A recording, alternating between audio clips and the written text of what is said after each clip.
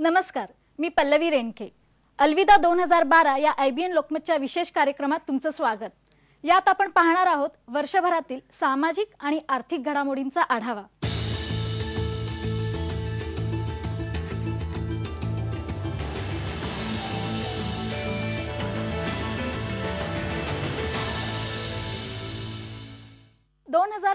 हे वर्ष संपत असताना आपल्या समाजासमोर काही प्रश्न उभे राहिलेत। हे वर्ष प्रामुख्याने गाजलं ते स्त्रियांवरील अत्याचाराच्या घटनांनी। वर्षाच्या सुरुवातीलाच स्त्रीभ्रूण हत्येच्या अंगावर शहारे आणणाऱ्या अनेक घटनांमधून समाजातलं विदारक वास्तव समोर आलं, तर खोट्या इब्रतीसाठी लेकींचा बळी घेतल्याच्या घटनांनी आपण सुन्न झालो। हे सगळं होत असतानाच स्त्रियांवरील वाढत्या हल्ल्यामुळे महिलांच्या सुरक्षेचा प्रश्न ऐरणीवर आला।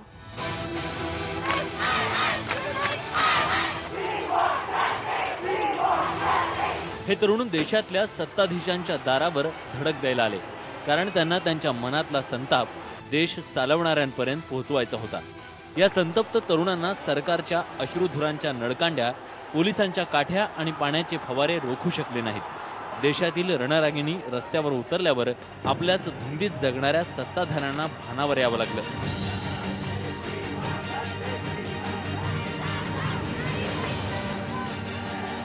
त्यांना देशातील महिलांच्या प्रश्नावर मौन सोडून त्याची गंभीर दखल घ्यावी लागली।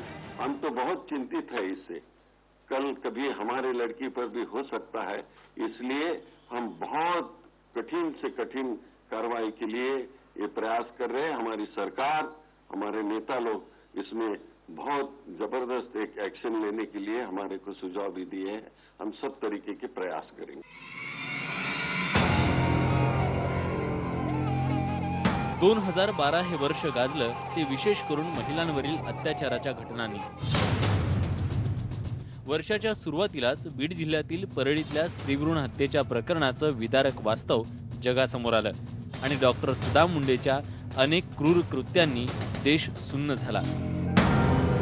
जन्माला येण्याआधीच हजारो मुलींची गर्भातच हत्या होते या महिला संघटनांच्या आरोपांमधलं वास्तवच या केसनं सिद्ध केलं।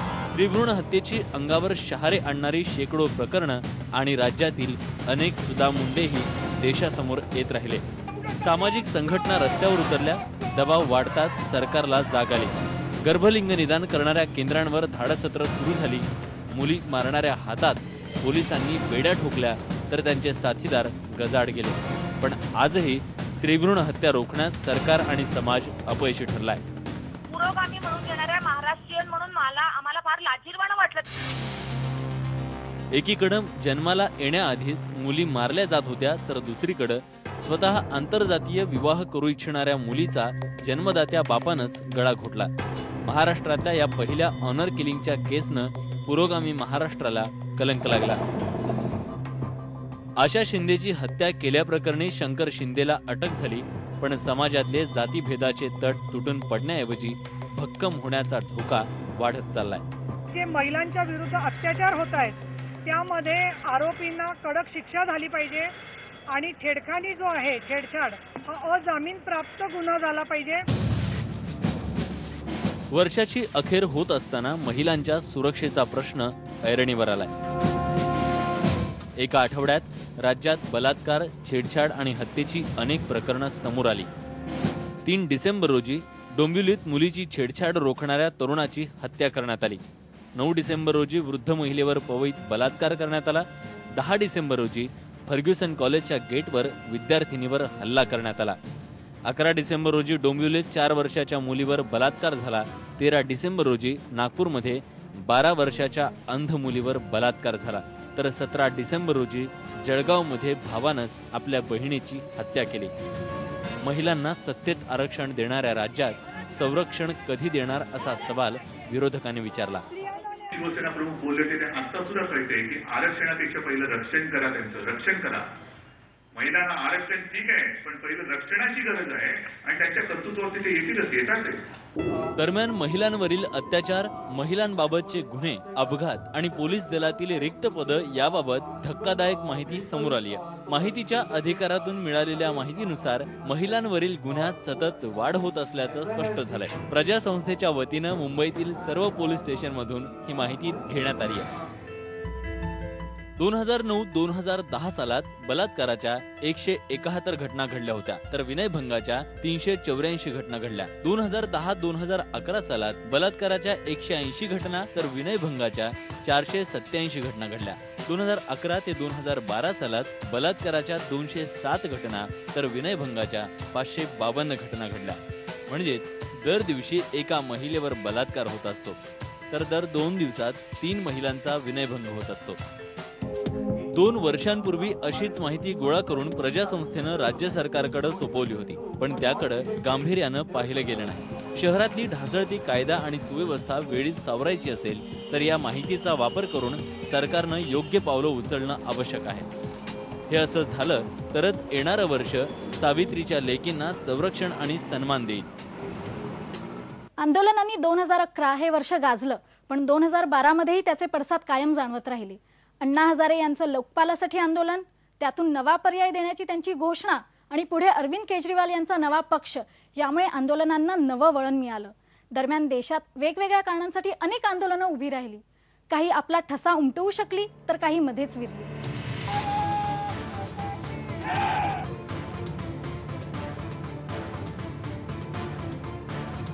अण्णा हजारे यांच्या भ्रष्टाचार विरोधी आंदोलनातून अनेकांनी प्रेरणा घेतली. या वर्षभरात त्याचे समाजातील सकारात्मक परिणामही दिसून आले. भ्रष्टाचार विरोधात अनेकांनी आपापल्या परीने पुढाकार घ्यायला सुरुवात केली.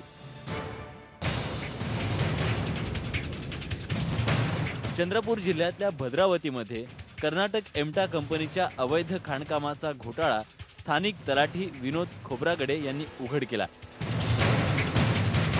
पण सरकारनं या कंपनीवर आणि अधिकाऱ्यांवर कारवाई करण्याऐवजी या तलाठ्यांनाच निलंबित केलं.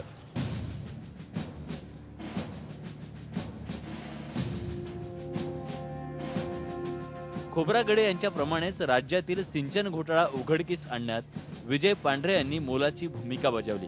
त्यांनी राज्यातील जलसिंचन घोटाळ्याची सगळी माहिती राज्यपाल आणि मुख्यमंत्र्यांना कळवली. याची दखल घेऊन पुढे सरकारला श्वेतपत्रिका काढावी लागली.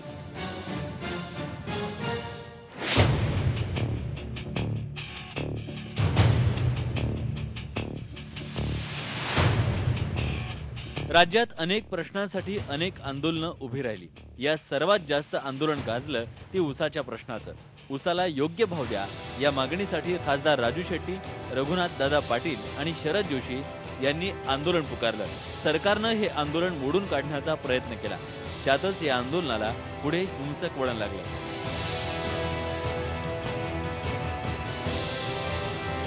अखेर सरकार आणि शेतकरी नेते यांनी एक पाऊल मागे येत ऊसाच्या प्रश्नावर तोडगा काढण्याचा प्रयत्न केला.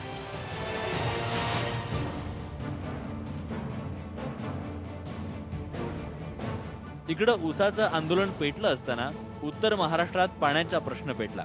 मराठवाड्यात भीषण दुष्काळ पडल्यानंतर सरकारनं जायकवाडीसाठी पाणी सोडायचा निर्णय घेतला. याला नगर आणि नाशिक जिल्ह्यातील लोकांनी विरोध केला. पण या सगळ्या विरोधाला न जुमानता मुख्यमंत्र्यांनी मराठवाड्याला पाणी सोडलं.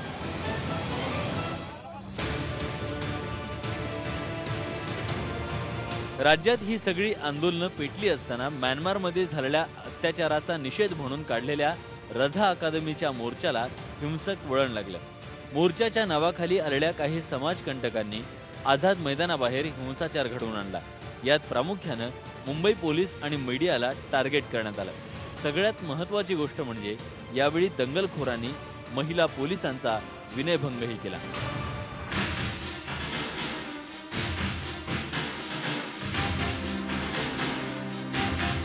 दरम्यान आझाद मैदानाबाहेर झालेल्या हिंसाचाराचा निषेध करण्यासाठी मनसेचे अध्यक्ष राज ठाकरे यांनी मुंबईत मोर्चा काढला आणि गृहमंत्री तसंच पोलीस आयुक्तांच्या राजीनाम्याची मागणी केली. एकूणच वर्षभर वेगवेगळी आंदोलनं गाजत राहिली. आता घेऊयात एक ब्रेक. ब्रेक नंतर पाहूयात आणखी काही सामाजिक घडामोडी.